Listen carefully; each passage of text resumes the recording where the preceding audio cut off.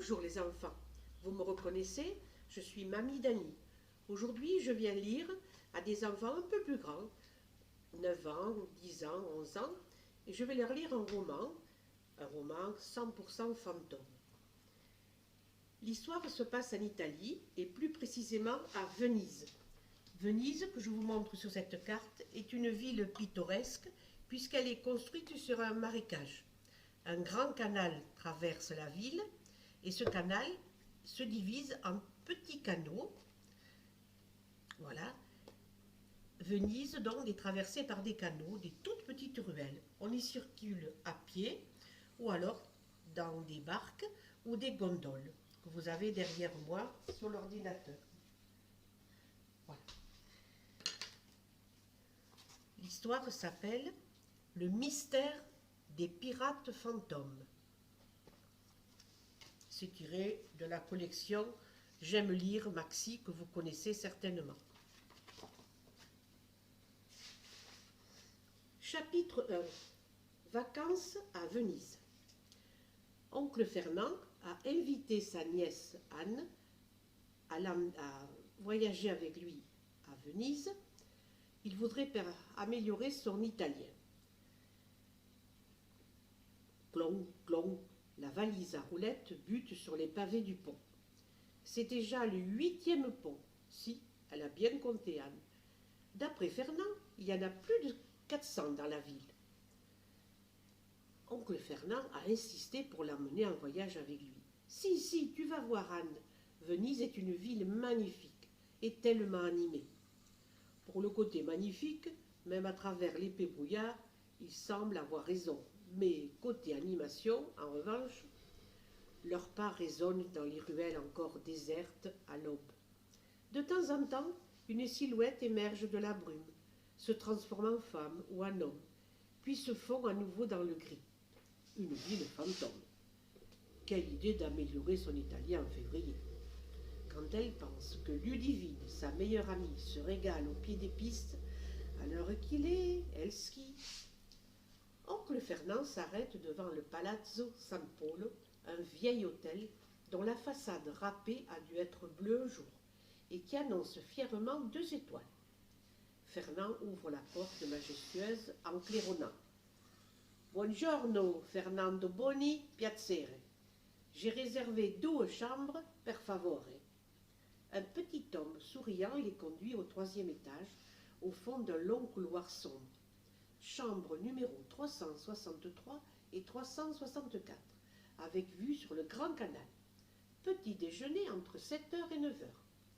Après les avoir salués dans un français parfait, l'homme s'éclipse.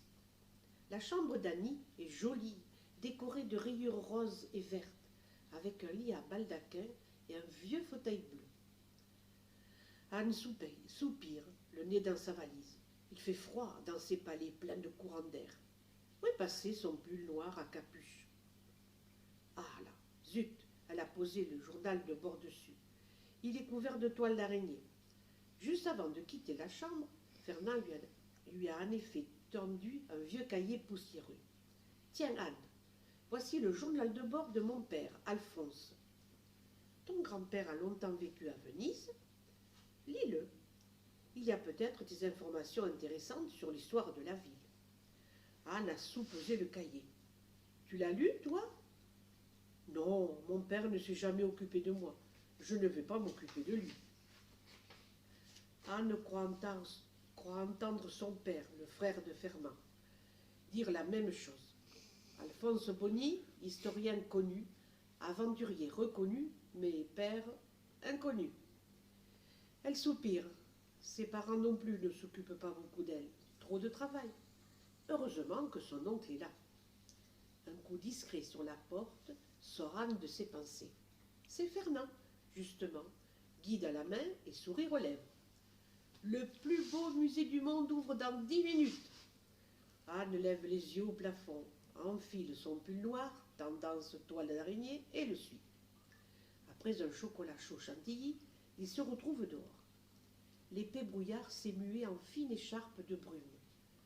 Fernand conduit sa nièce jusqu'au musée de l'Académie. Le vieux bâtiment gris est calé au bas d'un pont. Anne pense à Ludivine qui doit slalomer sur la piste noire. Mais à l'intérieur du musée, le noir s'efface devant une explosion de couleurs. Les hauts plafonds sont peints. Les tableaux immenses accrochés au mur abritent une foule de personnages qui se battent, pleurent, font la fête. Anne s'arrête devant un tableau. « Regarde, tonton, on dirait les pirates. Ils attaquent un bateau, non? Et là, au fond, c'est Venise, non ?» Fernand lit l'étiquette à droite du tableau. Jacques le Rouge à l'abordage d'un navire vénitien. 1591, le Tintoret. C'est un célèbre peintre vénitien. Tu as bon goût. Ils étaient tellement courageux, ces pirates, dit Anne. Aventurier, ça c'est un métier. Fernand rit. Tu aurais aimé être pirate, toi? J'aurais adoré. Regarde, sur le tableau, il y en a un même, un de mon âge. Le rire de Fernand éclate dans la salle silencieuse. Prenez garde à Annie Bonny la rouge, la féroce pirate. Tonton, chuchote Anne, j'ai l'impression que le garçon pirate du tableau me regarde d'un drôle d'air. Je vais t'offrir des lunettes, ma grande. Les peintures qui bougent, ça n'existe pas. Anne se détourne. Fernand a raison. Ces pirates ne sont que des traits de pinceau. Suite de la visite. Chapitre 2. Mystérieuse apparition. Après 3 musées, 26 ponts, quelques églises et une petite trattoria, c'est un petit restaurant traditionnel d'Italie, au bord du Grand Canal, Anne et Fernand regagnent leur hôtel où un bon lit les attend. Bercée par les ronflements de Fernand à travers le mur, Anne sombre vite dans un sommeil peuplé de pirates, de trésors et de combats au sabre. Des coups de pistolet, ouvrant les yeux, Annie fixe les chiffres rouges du réveil. 2h46. Encore des coups de feu, Anne se lève, écarte le rideau et sursaute. Là, en bas, sur le pont du Grand Canal, des silhouettes sombres s'agitent. On dirait qu'elles... Oui, elles se battent, mais elles ont des tricornes, des pantalons courts. On dirait les pirates du tableau. Au milieu, accoudé au parapet, leur capitaine se tient immobile, le menton fier. Derrière Anne, une voix murmure. « C'est mon père, le pauvre. Un capitaine n'est rien sans son navire. » Anne se retourne. Son cœur s'arrête. Devant elle, dans le vieux fauteuil bleu, une forme sombre est assise. Quelque chose ou quelqu'un?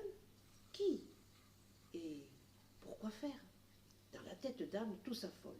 Mais son corps, lui, refuse de bouger. Après une éternité de quelques secondes, Anne réussit à tendre une main tremblante pour allumer la lampe de chevet. La forme est en fait un jeune garçon très pâle. Il est assis en tailleur sur le fauteuil.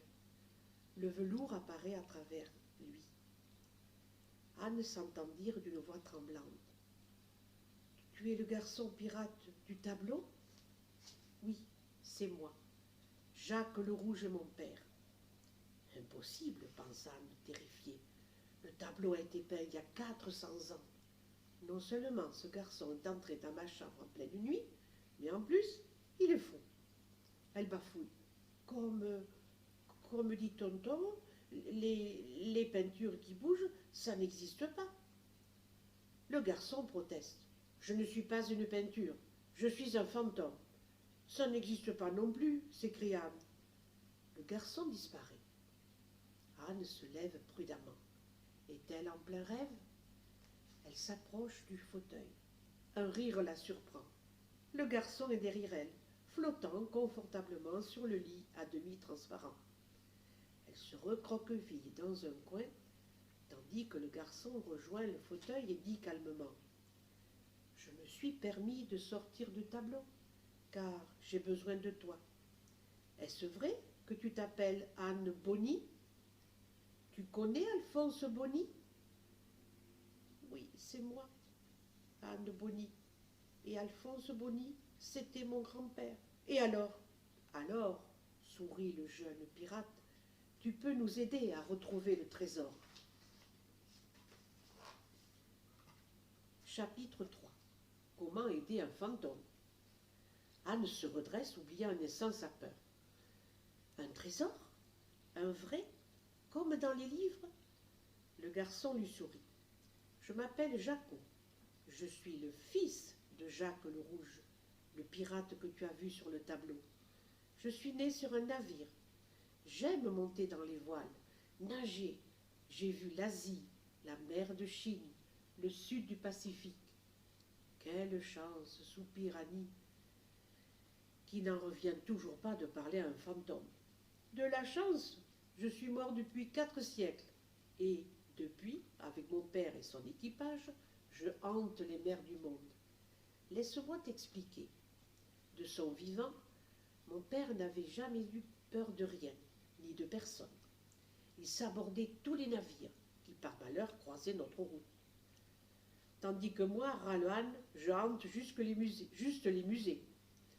Bon, continue Jacot, ça c'est plutôt mal terminé pour moi. Venise était très puissante alors. Ses navires regorgeaient de soieries, d'épices et de pierres précieuses.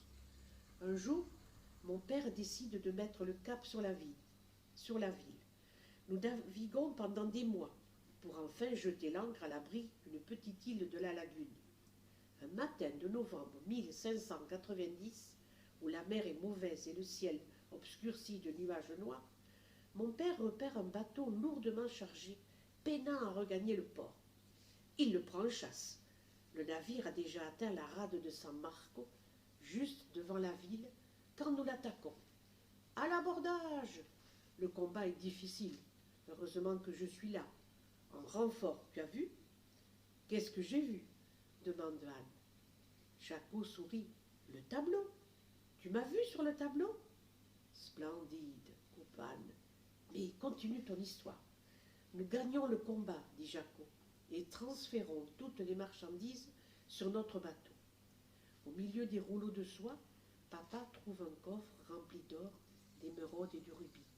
Notre fortune est faite. Hélas, l'orage éclate, un orage énorme. Les vagues font des creux profonds comme des gouffres. Mon père hisse les voiles, mais la foudre frappe le grand mât qui craque et s'abat sur le pont, ouvrant une voie d'eau. Tout le monde hurle, le navire coule vite. Voilà la photo du navire. Je termine. Anne se lève, regarde au dehors. Les silhouettes ont disparu. Elle murmure « Je suis désolée pour toi et les tiens. » Quand nous mourrons de mort violente, répond Jacot, nous autres pirates sommes condamnés à hanter les océans. Par chance, notre navire ayant coulé avec nous, nous avons pu naviguer sur notre bateau fantôme. C'était fort agréable. Malheureusement, les voyages ont brutalement cessé le jour où Alphonse Bonny s'en est allé. Mon grand-père, s'étonne Anne. Pardon. Le jour où Alphonse Bonny s'en est mêlé. Mon grand-père, s'étonne Anne. Lui-même, s'énerve Jacot.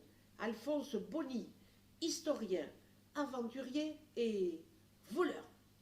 Laissez insulter son grand-père, ça jamais.